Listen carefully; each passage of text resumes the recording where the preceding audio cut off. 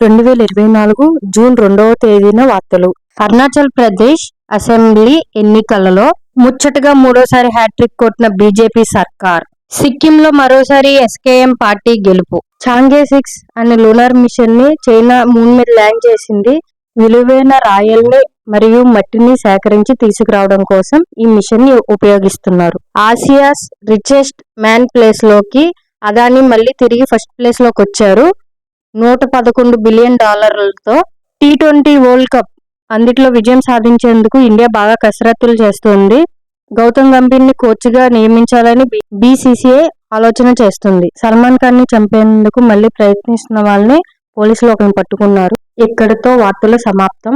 మరిన్ని daily news updates కోసం jobs info Telugu channel ని సబ్స్క్రైబ్ చేసుకోండి. మీకు ఈ న్యూస్ అప్డేట్స్ కనుక నచ్చినట్లయితే లైక్ చేయండి, షేర్ చేయండి.